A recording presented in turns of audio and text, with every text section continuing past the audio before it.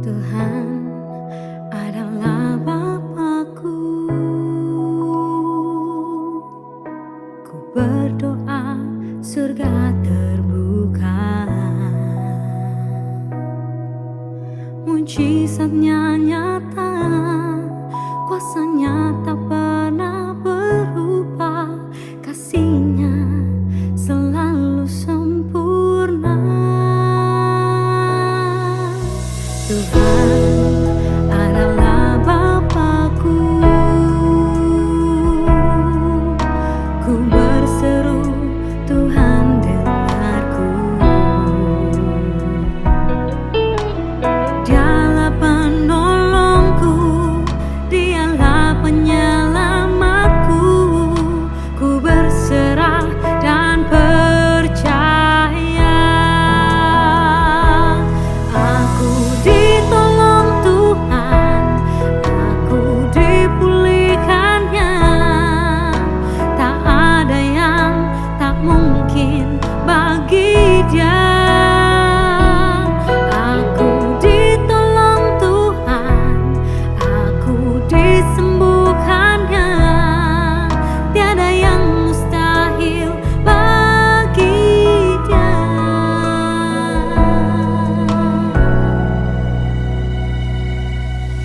Tuhan adalah Bapakku.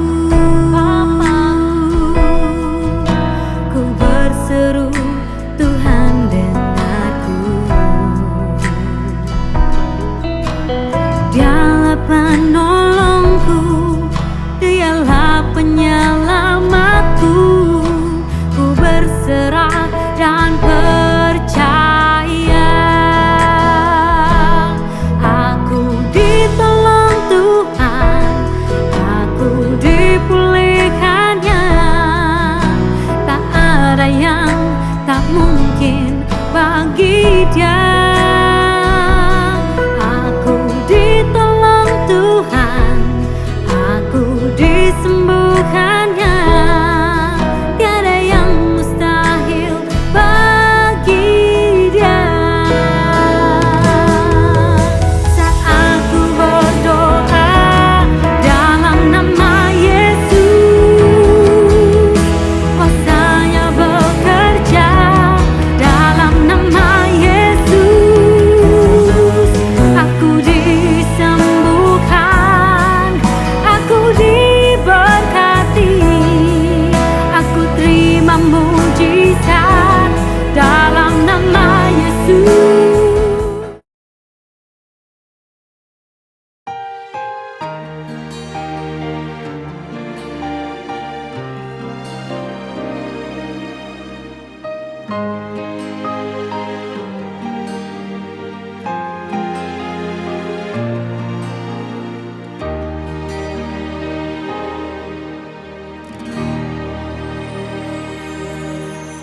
Engkau Bapa yang mengasihiku, tak kau pandang bentuk dan rupaku. Engkau mengasihiku dengan sepenuh hati, tak pernah sama seperti dunia ini.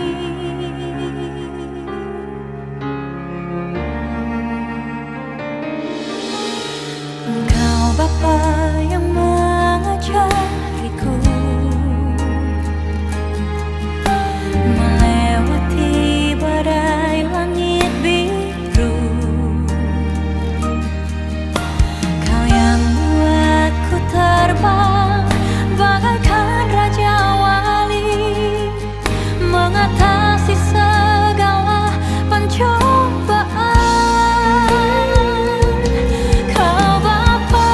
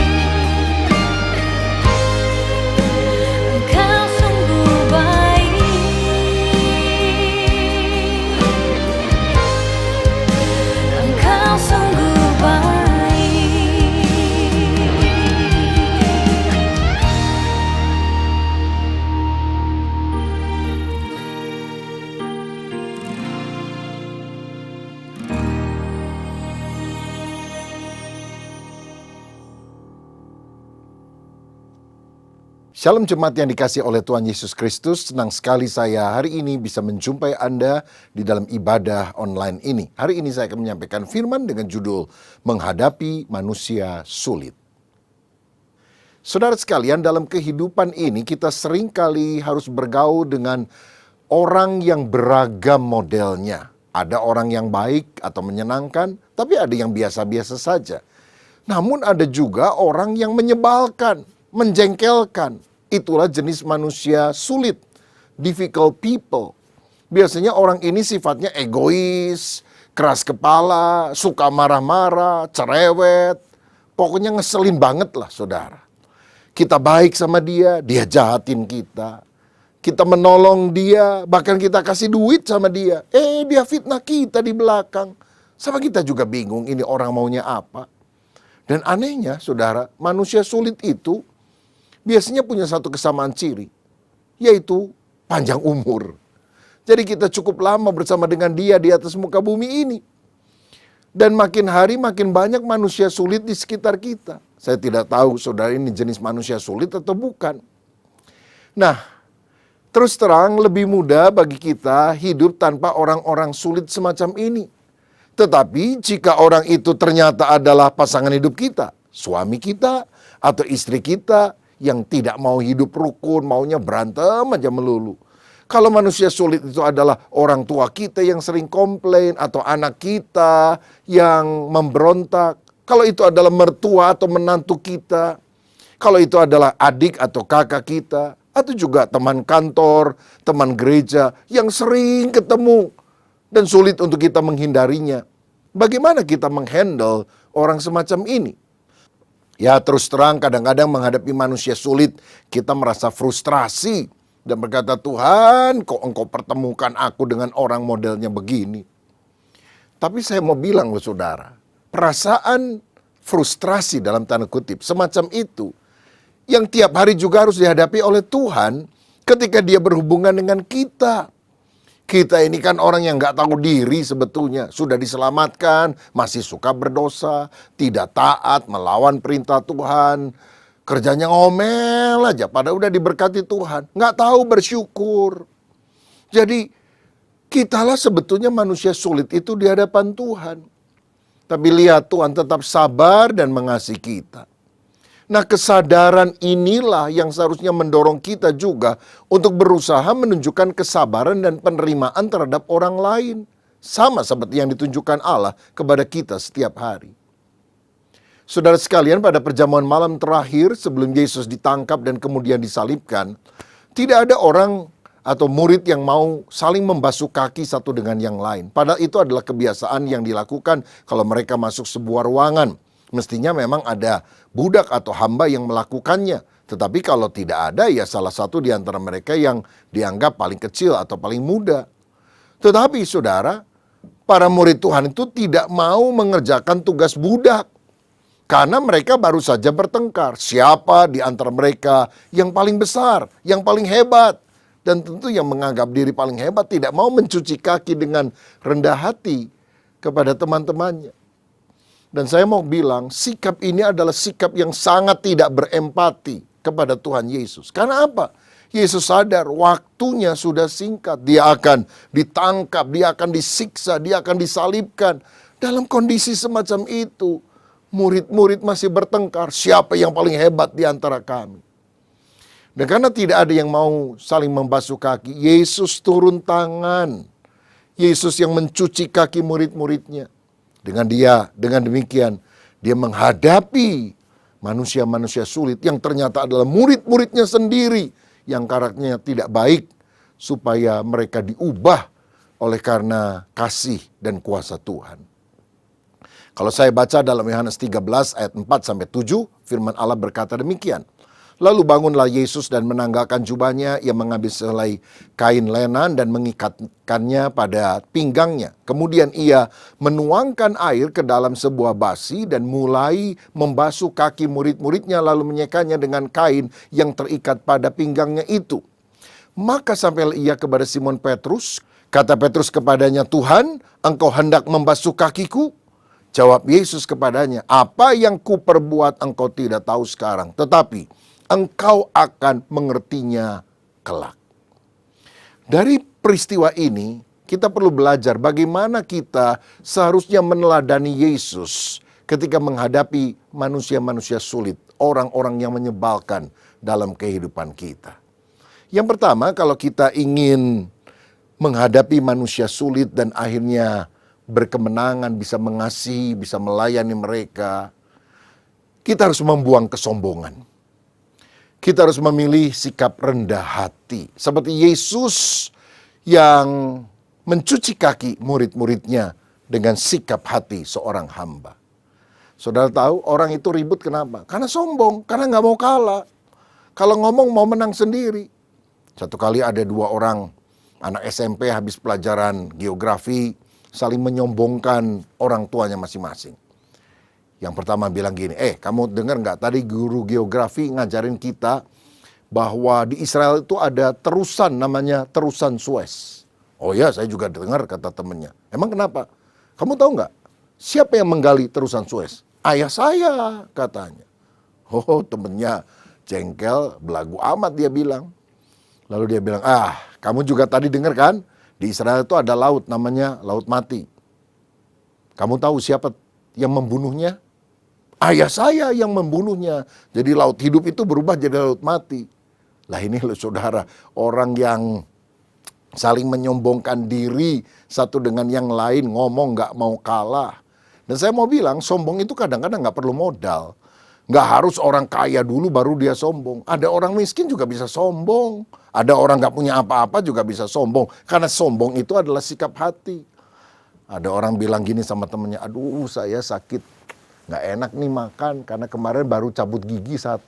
Temennya bilang, 1? Gua 3, nggak apa-apa tuh. Ompong aja sombong, saudara sekalian. Ada anak SMA, setelah hasil ulangan dibagikan, dia lihat, aduh nilai gua jelek nih, dapat 5. Temennya bilang, 5? Saya 2. Loh, udah bodoh sombong lagi. Nah, pada umumnya orang-orang yang sombong itu justru menyulitkan orang lain punya karakter yang tidak baik. Nah, Yesus mengajari untuk kita, jangan jadi orang semacam itu, ngomong gak mau kalah, menyombongkan diri. Dalam Matius 20 ayat 25, dia berkata, Yesus memanggil mereka lalu berkata, kamu tahu bahwa pemerintah-pemerintah bangsa-bangsa memerintah rakyatnya dengan tangan besi dan pembesar-pembesar menjalankan kuasanya dengan keras atas mereka. Ayat 26, tidaklah demikian di antara kamu. Barang siapa ingin menjadi besar di antara kamu, hendaklah ia menjadi pelayanmu. Ayat 27, dan barang siapa ingin menjadi terkemuka di antara kamu, hendaklah ia menjadi hambamu. Ini yang Tuhan ajarkan. Kita ini bisa belajar mengasihi orang yang ada di sekitar kita, apapun ragam bentuk, sifat, temperamen, dan karakternya, kalau kita belajar memiliki hati hamba. Dalam Filipi 2 ayat 3, firman mengajarkan untuk kita tidak mencari kepentingan sendiri atau puji-pujian yang sia-sia. Sebaliknya, hendaklah dengan rendah hati yang seorang menganggap yang lain lebih utama daripada dirinya sendiri. Itu artinya kita harus belajar menghargai orang lain, bersikap positif kepada orang lain. Saudara, jangan lihat sisi negatif saja dari kehidupan seseorang. Coba lihat hal baiknya. Kalau suami istri udah berantem mau bercerai dan sebagainya, coba ingat-ingat sweet memories, pengalaman manis dulu. Jangan cuma lihat kelemahannya, kekurangannya, tapi lihat kelebihannya. Itu yang membuat relasi kita akan dipulihkan. Pikirkan juga, kenapa orang itu sifatnya seperti itu? Mungkin dia punya luka hati yang perlu disembuhkan. Ada kebutuhan khusus yang kita perlu doakan. Dan kita bisa layani sedapat mungkin. Saudara, kita harus tetap mengasihi. Sambil kalau sifat-sifatnya memang tidak baik, kita bisa berterus terang. Menegur, tapi penuh dengan kasih. Jadi yang pertama, kita harus membuang kesombongan dan hidup rendah hati. Yang kedua, kita harus menjaga hati. Ini caranya untuk kita menghadapi orang sulit. Kenapa kita harus menjaga hati? Agar tidak gampang kecewa melihat kelemahan orang lain. Jagalah hatimu dengan segala kewaspadaan karena dari situlah terpancar kehidupan. supaya aliran sungai kehidupan yang mengalir deras, bukan kepahitan, saudara-saudara. Nah, dalam Yohanes 13 ayat yang kedua, dalam posisi perjamuan malam terakhir di mana Yesus mencuci kaki, ayat 2 sebetulnya berkata begini, mereka sedang makan bersama dan iblis telah membisikkan rencana dalam hati Yudas Iskariot anak Simon untuk mengkhianati dia. Saya mau bilang, walaupun kita benar, baik, tapi akan ada orang seperti Yudas di sekitar kita. Padahal Yudas itu kan, luar biasa loh saudara. Dia dipanggil oleh Yesus menjadi muridnya. Padahal dia itu siapa? Nggak ada orang kenal semula. Ketika Yesus membuat mujizat, 5 roti, 2 ikan, mengenyangkan 5.000 orang, Yudas ada di sana. Yudas juga dipakai untuk mengadakan mujizat-mujizat yang lain. Bahkan Yudas ini dipercaya menjadi bendahara dalam tim Yesus. Kurang apa baiknya Tuhan Yesus kepada Yudas ini? Tapi balasannya apa? Yudas menjual Yesus hanya dengan 30 keping perak lagi. Murah banget. Itu harga seorang budak biasa, bukan seorang guru, apalagi Tuhan. Tetapi, bila Yesus membalas kejahatan Yudas dengan kejahatan, bukankah dia juga akan jadi seperti Yudas? Karenanya Yesus tetap membalas kejahatan dengan kebaikan. Nah, kalau orang ada yang jahatin kita, lalu kita terpancing jahatin dia juga, kita kan sama-sama jahatnya, saudara sekalian. Nah, karena itu kita sadar kalau menghadapi orang yang menyebalkan, menjengkelkan, manusia sulit, selain kita harus tidak sombong, ya, memiliki kerendahan hati, kita juga harus menjaga hati kita supaya tidak ada dendam kepahitan. Yesus memilih mengasihi, Yesus siap mengampuni. Bahkan saya percaya gini, kalau Yudas setelah menjual Yesus, dia minta ampun sama Tuhan, dia pasti akan diampuni oleh Tuhan. Temennya saja yang namanya Simon Petrus menyangkal dia sampai 3 kali dan bersumpah, aku tidak kenal dia. Tapi ketika dia ditemui oleh Yesus dan Yesus tanya 3 kali, apakah engkau mengasihi aku Simon? Sampai nangis Simon berkata, ya Tuhan, aku mengasihi engkau. Tuhan memulihkan dia dan berkata, gembalakanlah domba-dombaku. Sayangnya Yudas tidak pernah mau bertobat. Petrus menyesal dan bertobat.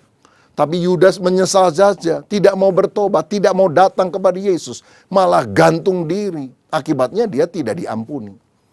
Apa itu dosa yang tidak diampuni? Dosa yang tidak diampuni adalah dosa yang tidak diakui. Ketika kita mengaku dosa, Allah itu setia dan adil. Dia akan mengampuni segala dosa kita, menyucikan kita dari segala kejahatan. Tapi ingatlah saudara, Yudas-Yudas itu akan ada di sekitar kita. Tanpa kita tahu, dia adalah orang yang tidak tahu berterima kasih, tipe pengkhianat. Kita sudah melakukan yang baik, dia balas dengan kejahatan, air susu dibalas dengan air tuba. Tapi sadarlah, keadaan yang tidak nyaman dan manusia sulit itu ternyata bisa menjadi alat Allah yang ampuh untuk membentuk karakter kita. Supaya kita makin mirip seperti Yesus.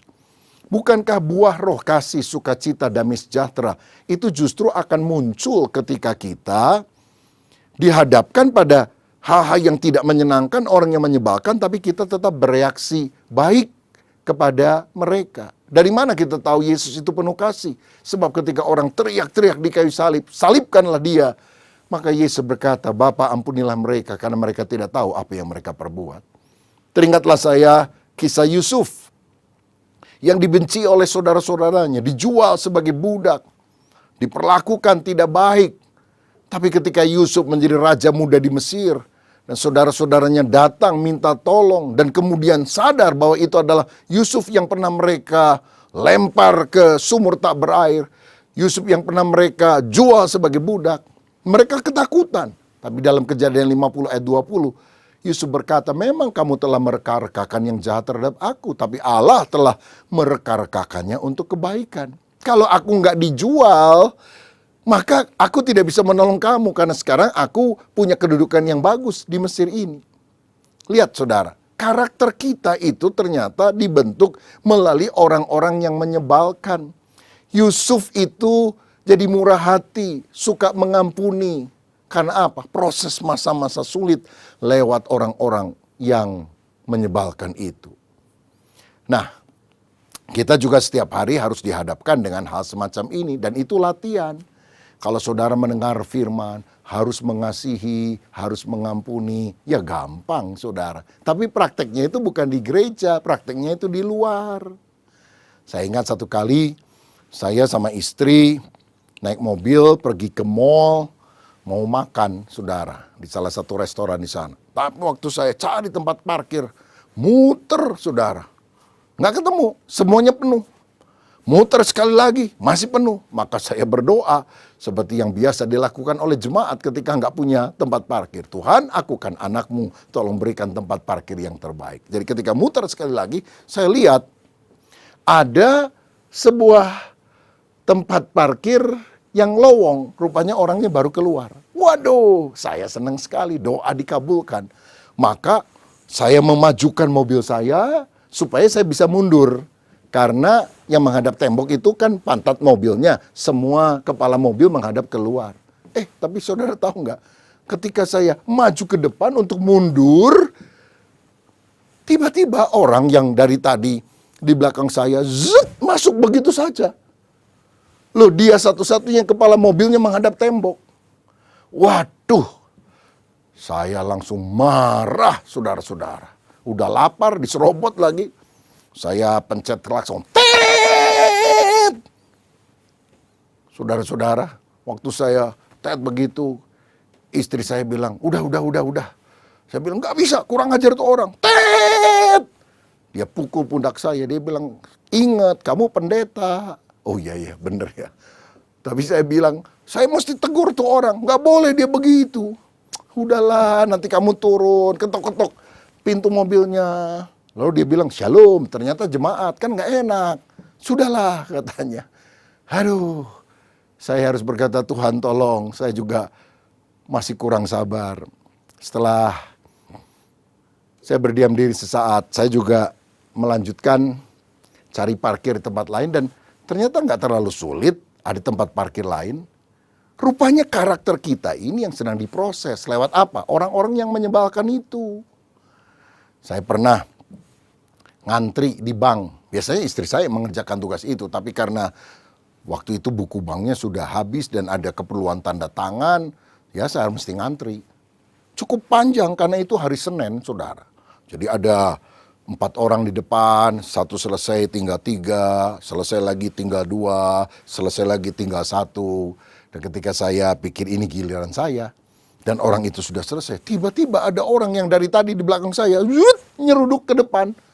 Sampai petugas bank itu bilang kepada orang ini, Pak, Bapak mundur dulu, Bapak yang setelah Bapak ini yang duluan. Dia tunjuk kepada saya. Tapi orang itu bilang, enggak, saya dulu, saya sibuk.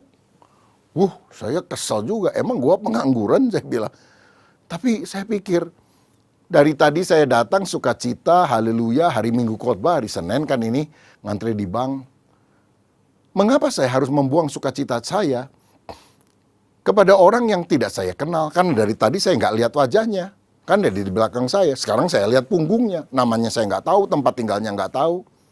Saya pikir, biarlah. Saya bersabar, sukacita saya tidak mau tercuri oleh orang sulit, orang menjengkelkan semacam ini. Lalu saya bilang kepada petugas bank itu, nggak apa-apa mbak, dia dulu aja. Saudara, jadi dia melakukan transaksi, terburu-buru kelihatannya bingung karena pasti dilihatin orang juga, saudara. Nyelonong gitu aja, nggak mau ngantri. Nggak sampai 5 menit selesai, dan saya melakukan apa yang saya harus lakukan, pulang ke rumah, damai sukacita mengalir. Menjaga hati adalah sesuatu yang sangat penting. Sebab kalau tidak, kita berespon negatif, rugilah kita. Karena lebih banyak orang-orang, manusia sulit itu di sekitar kita, dan kita harus memberikan respon yang benar. Yang ketiga, yang terakhir, bagaimana supaya kita bisa menghadapi manusia sulit? Kita harus melakukan hal yang baik.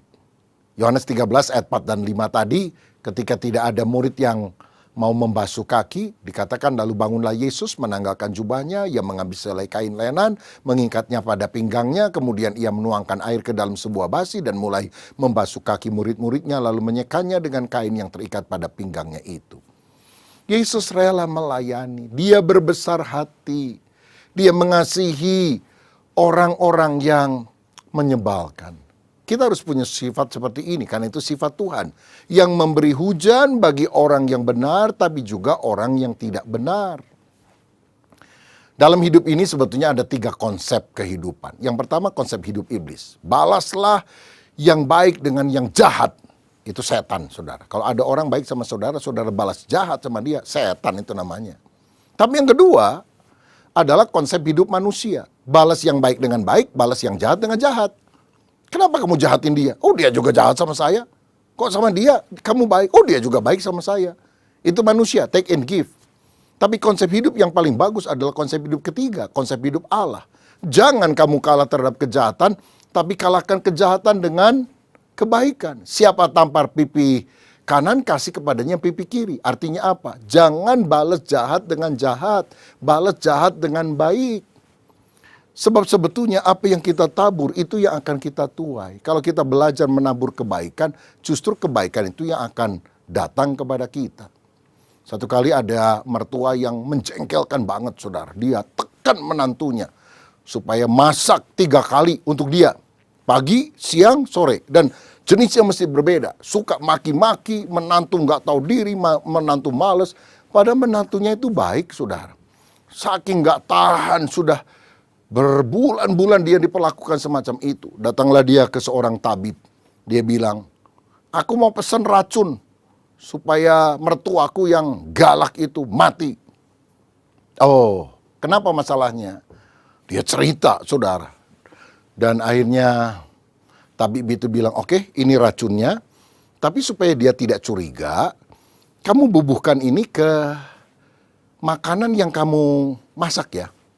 Dan kamu harus memperlakukan dia dengan baik. Kalau enggak, kamu akan dicurigai sebagai pembunuhnya. Oke, katanya. Jadi sejak itu menantunya rajin masak. Tapi tiap kali masak dia campurkan sedikit racun tersebut. Lalu dia temani si mertua itu makan. Ayo, makan lagi yang banyak. Wah, saudara sekalian, maksudnya biar mati lu, kira-kira seperti itu. Mertuanya kan nggak tahu, makan aja dengan lahap. Dan tabib sudah bilang, ini akan membunuh mertuamu dalam 1 bulan. Jadi kamu harus sabar-sabar. Saudara-saudara, seminggu dia lakukan, 2 minggu dia lakukan, 3 minggu dia lakukan. Dia berbuat baik kepada mertuanya. Mertuanya berubah, saudara. Kamu kok jadi baik ya menantu ya? Kamu dulu cemberut, jengkel. Tapi sekarang kamu sukacita. Sejak itu mertuanya rukun dengan menantunya. Dan kemudian dia cerita kepada teman-temannya, menantu gua luar biasa, baik loh, rajin masak. Ternyata menantunya sadar, mertuanya sudah berubah. Tapi waktunya sudah hampir sebulan, dia pergi kepada tabib, dia bilang, tabib, saya nggak jadi membunuh mertua saya. Aduh, bisa nggak saya dikasih obat penawar racun itu? Loh kenapa? Dia ternyata waktu saya baik-baikin, dia menjadi baik. Malah saya rasa berdosa, saya lah yang jahat mau membunuh dia. Tabib itu tersenyum, dia bilang, kamu nggak usah khawatir, itu bukan racun, itu vitamin. Sebab racunnya itu sebetulnya ada di hatimu. Dan aku keluarkan sehari lepas sehari dengan cara kamu harus melakukan mertuamu dengan baik. Saudara-saudara, kita juga harus sadar bahwa racun kepahitan dalam hati kita harus dibuang. Dan kita harus belajar mengasihi orang lain dengan tulus. Galatia 6 ayat 9 berkata, janganlah kita jemu-jemu berbuat baik, karena apabila sudah datang waktunya kita akan menuai jika kita tidak menjadi lemah. Karena itu selama masih ada kesempatan bagi kita, marilah kita berbuat baik kepada semua orang, tetapi terutama kepada kawan-kawan kita seiman. Kalau kita menabur yang baik, maka yang baik juga akan datang dalam hidup kita. Ibu Teresa dari Kalkuta, India, pernah berkata, jangan biarkan setiap orang yang datang pada Anda pergi tanpa merasa lebih baik dan lebih bahagia. Jadilah ungkapan hidup dari kebaikan Tuhan. Kebaikan dalam wajah Anda, kebaikan dalam mata Anda, dan kebaikan dalam senyum Anda. Dia juga pernah berkata begini, bila engkau baik hati bisa saja orang lain menuduhmu punya pamrih. Tapi bagaimanapun berbuat baiklah. Bila engkau jujur, mungkin saja orang lain akan menipumu. Tapi bagaimanapun berbuat jujur. Kebaikan yang engkau lakukan hari ini mungkin saja besok sudah dilupakan orang lain. Tapi bagaimanapun berbuat baiklah. Bagaimanapun berikanlah yang terbaik dari dirimu. Karena pada akhirnya engkau akan tahu bahwa ini adalah urusan antara engkau dan Tuhanmu. Dan ini bukan urusan antara engkau dan mereka. Saudara sekalian, kalau kita berada dalam lingkungan orang-orang yang menyebalkan, manusia sulit, lakukan 3 langkah ini. Pertama, membuang kesombongan. Pilih hidup rendah hati. Kedua, menjaga hati agar tidak penuh kepahitan. Dan yang ketiga, melakukan hal yang baik kepada orang lain. Saya percaya Tuhan bisa mengubahkan orang-orang sulit di sekitar kita, sehingga mereka juga akhirnya sadar akan kesalahannya dan menjadi sahabat yang karib karena dia melihat saudara memiliki karakter seperti Kristus. Adakah saudara yang hari ini sedang bergumul karena engkau merasa tidak nyaman dalam keluargamu? Engkau punya suami atau istri, orang tua atau anak, adik atau kakak, mertua atau menantu yang menjengkelkan, teman gereja, teman kantor yang menjengkelkan, dan saudara rasanya sudah tidak tahan. Lakukan 3 langkah yang Yesus juga kerjakan kepada murid-muridnya yang menyebalkan itu. Dan saya percaya kasih karunia akan mengalir. Kita akan menjadi orang yang makin hari makin mirip sifatnya seperti Kristus. Mari kita berdoa. Bapa, terima kasih untuk kebenaran firman-Mu. Hamba berdoa kalau ada di antara kami yang sedang bergumul, tertekan, frustrasi, stres karena orang-orang yang menekan kami berhari-hari, berminggu-minggu, berbulan-bulan, bertahun-tahun. Hamba berdoa, kasih karunia Tuhan cukup bagi kami. Engkau memberikan kasih, damai sejahtera, pengampunan bagi kami. Terima kasih Bapa. Kami mengucap syukur untuk firman-Mu. Dan biarlah kami menjadi pelaku-pelaku firman. Berkat atas kami dalam nama Tuhan Yesus Kristus. Haleluya. Amin. Yang percaya hidupnya penuh dengan mujizat Tuhan, katakan amin. Sekali lagi katakan amin. Saya percaya saudara, waktu Tuhan memurnikan hati kita semua, hidup kita bukan hanya penuh dengan mujizat, tapi siapkan hati saudara untuk terima ledakan-ledakan kuasa Tuhan. Amin.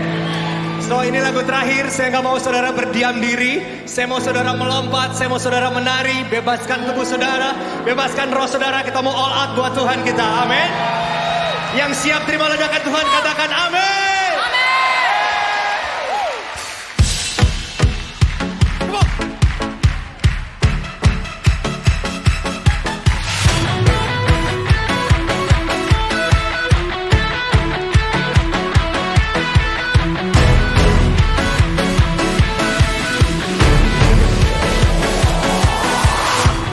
Bila rohmu bekerja, tiada yang dapat hentikan. Ada lawatan besar membakar hati yang menyembah. Katakan kami siap, nyatakanlah bumbu dahsyat kuasa-Mu tak pernah berubah. Kau yang terhebat takkan terkalahkan. Bumbu dahsyat lawatan-Mu tercurah atasku. Kau yang terhebat takkan terkalahkan. Tepuk tangan dong yang paling meriah bagi Tuhan kita. Roh-Mu bekerja di dalam kami. Bila roh-Mu bekerja, tiada yang dapat hentikan. Ada lawatan besar membakar hati yang menyembah. Kami siap Tuhan, kami siap, nyatakanlah bumbu dahsyat kuasa-Mu tak pernah berubah. Kau yang terhebat takkan terkalahkan. Bumbu dahsyat lawatan-Mu tercurah atasku. Kau yang terhebat takkan terkalahkan. On piano, Joseph S. Java. And give it up for all see worship musician and the orchestra.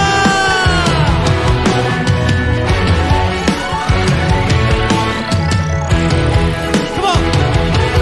Kami siap nyatakanlah, kami siap nyatakanlah.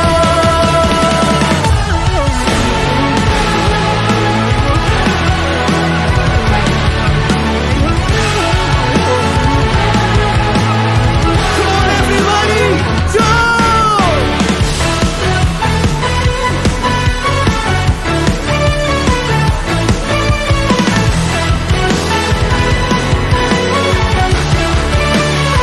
Pick it up!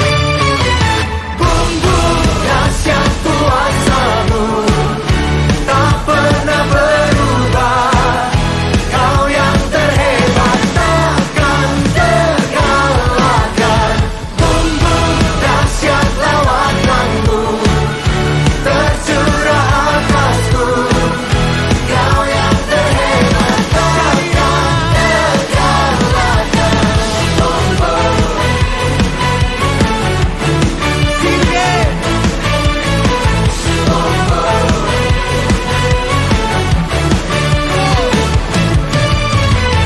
Bumbu dahsyat lawatan-Mu tercurah atasku. Kau yang terhebat takkan terkalahkan.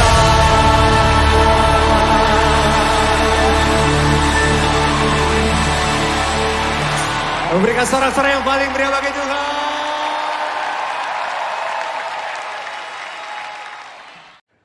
Sekarang, terimalah kasih karunia dan damai sejahtera Tuhan Yesus Kristus, dan kasih Allah Bapa kita, serta persekutuan Roh Kudus menyertai setiap kita, sekarang, seterusnya, dan selamanya. Amin.